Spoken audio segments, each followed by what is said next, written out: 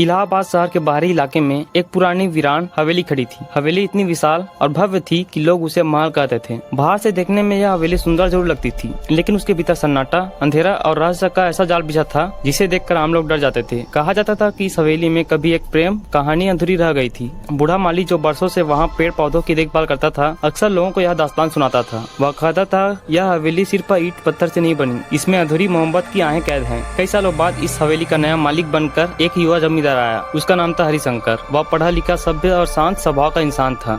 जब वह पहली बार हवेली के दरवाजे के अंदर दाखिल हुआ, जैसे चारों ओर कोई अदृश्य शक्ति उसे घूर रही हो। हवा ठंडी थी और दीवारों पर टंगे पुराने चित्र मानो किसी रहस्य को छुपाए बैठे थे। माली ने हरिशंकर को हवेली का अतीत सुनाया। कई दशक पहले इस हवेली को एक अमीर व्यक्ति ने बनवाया था। उस आदमी की एक प्रेमिका थी, कामनी। कामनी बेहद खूबसूरत और रहस्यमयी औरत थी। वह हवेली में रहती थी और हर रात अपने प्रिय का इंतजार करती थी। वह आदमी आधी रात को उससे मिलने आता था, लेकिन सुबह होते ही वह चला जाता था। एक तूफानी रात में जब वह आदमी समंदर की यात्रा पर गया, उसका जहाज डूब गया और वह हमेशा के लिए बिछड़ गया। जाते जाते उसने कामनी से कहा था, हमारा प्यार कभी खत्म नहीं होगा, मैं लौटूंगा किसी न किसी रूप में। कुछ ही दिनों बाद कामनी की भी मौत हो गई। लोग कहते थे कि उसकी आत्मा हवेली में ही भटकती है। एक दिन हरिशंकर हवेली के पुराने शयन कक्ष में गया। अचानक दीवार पर टंगी एक तस्वीर गिर पड़ी। जब उसने तस्वीर उठाई तो वह हैरान हो गया। तस्वीर में जो आदमी था वह हूबहू उसी की शक्ल का था। उसी रात हवेली में एक मधुर स्थिर स्वर गूंजा। कोई औरत गीत गा रही थी। हरिशंकर उस आवाज के पीछे पीछे चला। लंबी गलियों, सीढ़ियों और कमरों से गुजरते हुए वह एक कमरे में पहुंचा। वहां उसे एक स्त्री की परछाई दिखाई दी।